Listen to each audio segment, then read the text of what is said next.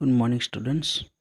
आज हम class 10th में लेसन नंबर 20 एल्बम के बारे में समझेंगे। इस लेसन के लेखक का नाम है सुदर्शन। सुदर्शन जी का जन्म सन 1896 में हुआ था और निधन हुआ था सन 1976 में। सुदर्शन जी का जन्म पश्चिमी पंजाब, वर्तमान पाकिस्तान यानी कि हाल में पाकिस्तान में सियालकोट नगर में हुआ था। इन्हें बचपन से ही कहानी लिखने का शौक था। सुदर्शन जी को इन्होंने प्रारंभ में उर्दू में लिखना शुरू किया था, बाद में हिंदी में लिखने लगे। इनकी पहली कहानी सरस्वती नामक पत्रिका में 1920 यानी 1920 में छपी थी। वह कहानी, इनकी पहली कहानी सरस्वती नामक पत्रिका में 1920 में छपी थी। हिंदी कहानी क्षेत्र में प्रेमचंद के बाद सुदर्शन जी का नाम लिया जाता है। इन्होंने फिल्मों के लिए भी कहानियाँ लिखी, जिन पर सफल फिल्मों का निर्माण हुआ।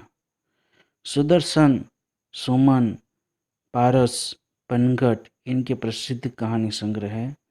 प्रस्तुत कहानी में पंडित सादीराम और लाला सदानंद के बीच जो आर्थिक व्यवहार हुआ, उसमें संबंधों को किस तरह बचाया गया, उसका मार्मिक वर्णन है।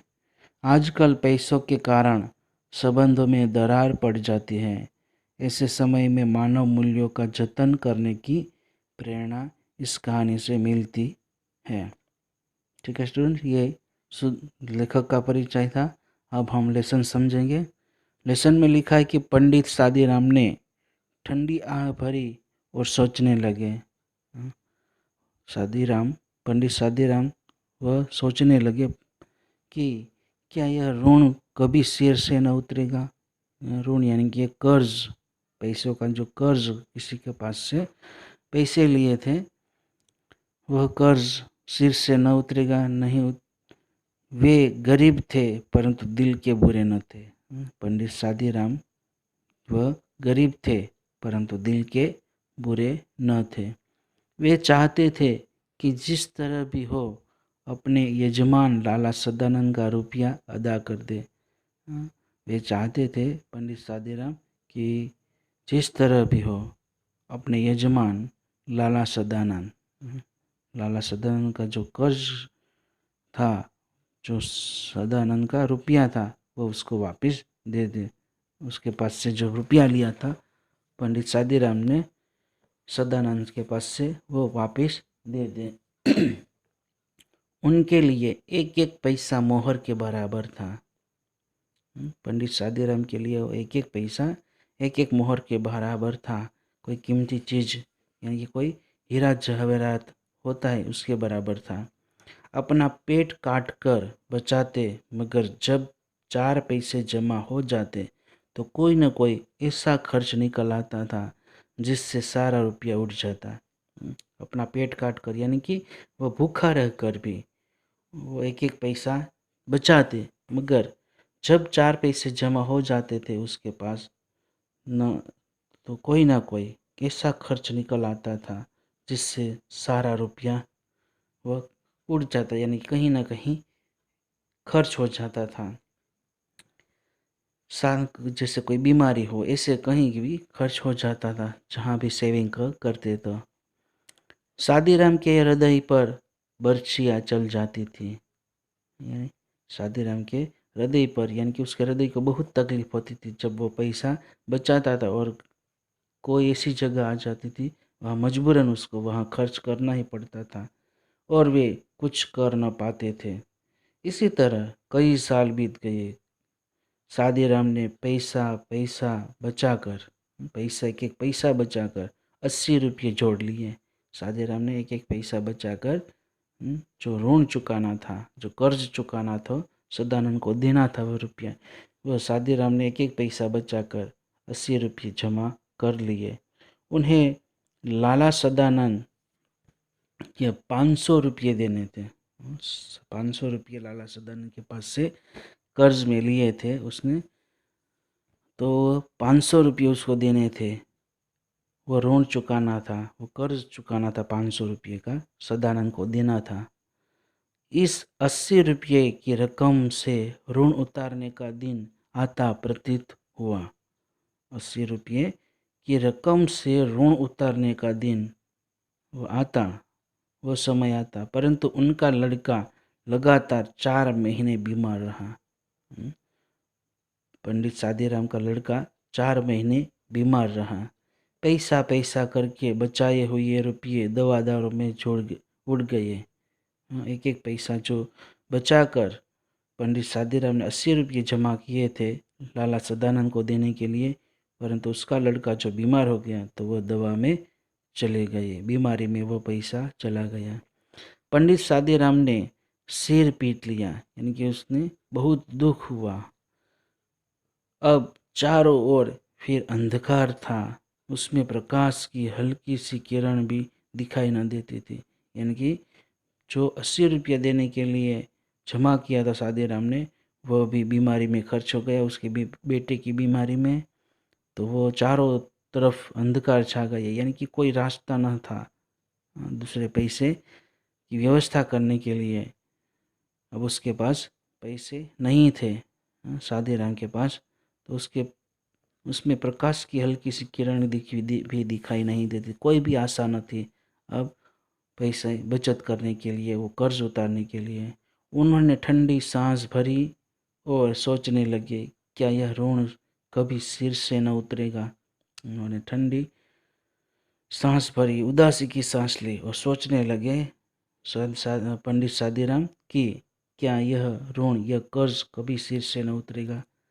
लाला सदानंद अपने पुरोहित की व्यवस्था को जानते थे। लाला सदानंद थे, वह अपनी पुरोहित की व्यवस्था को जानते थे, यानी कि सादीराम की जो मजबूरी थे उसको जानते थे लाला सदानंद। वे चाहते थे कि पंडित जी रुपये देने का प्रयत्न न करें। वे चाहते थे कि पंडित जी, यानी कि सादीराम, वे चाहते थे कि पंडित जी जो सादीराम थे वह रुपये देने का प्रयत्न न करें मुझे। उन्हें इस रकम की जरा भी परवाह न थी। लाला सदानंद को वह रुपये की जरा भी परवाह न थी, चिंता न थी, उसको लालच न था। उन्होंने इसके लिए कभी तगादा तक नहीं किया, इनके उसके पास से जरा भी पैसा मांगने की भी कोशिश न की थी।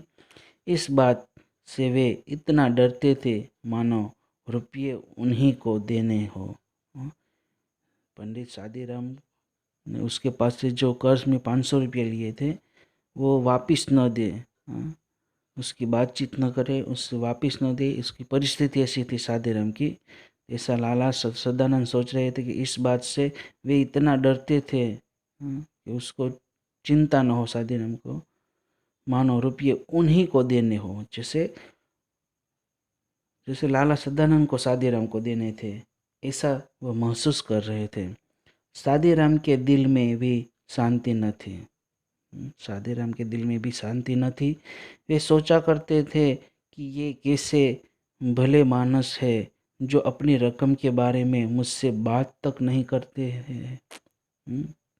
उसको वे सोचा करते थे सादीराम कि ये जो लाला सदानंद है ये कैसे भले मानस है, कैसे भले मनुष्य हैं जो अपनी रकम के, अपने जो ₹500 है जो मैंने कर्ज में लिए हैं उसके पास से, वो उसकी रकम के बारे में मुझसे बात भी नहीं करते थे, ऐसे भले मनुष्य हैं।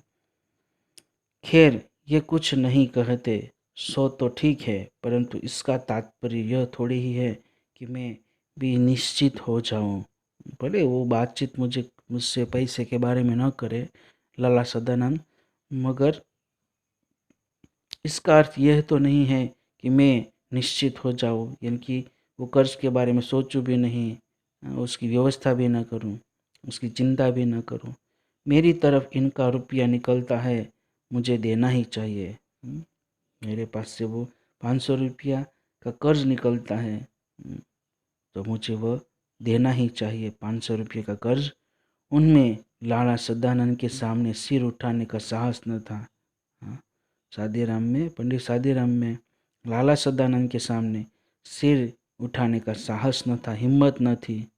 यदि लाला सदानंद ऐसी सज्जनता न दिखलाते और सादीराम से बार बार अपने पैसे मांगते, तब शायद उनके दिल को ऐसा कष्ट न होता।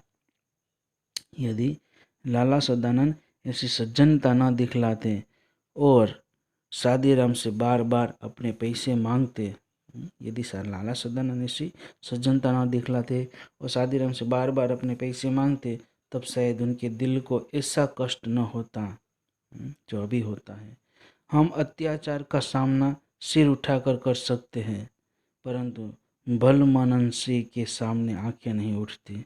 हम अत्याचार, कोई हमारे ऊपर अत्याचार करे, कोई हमारे ऊपर बुरा व्यवहार सामने करे, ऐसा सादीराम कहते थे। तो अत्याचार का सामना सिर उठाकर कर सकते थे, परंतु ये भलमनसी जो भला व्यवहार है, जो लाला सदन का जो भला मनुष्य का व्यवहार है, उसके सामने हम, उसकी आंखें नहीं उठती थी, उसकी नज़र नहीं उठती थी सादीराम की। एक दिन लाला सदानंद किसी काम से पंडित सादीराम के घर गए। एक दिन लाला सदानंद किसी काम से पंडित सादीराम के घर गए। वहाँ उनकी अलमारी में कई 100 बंगला हिंदी और अंग्रेजी के मासिक पत्रिकाएं देखकर बोले, ये क्या है पंडित जी।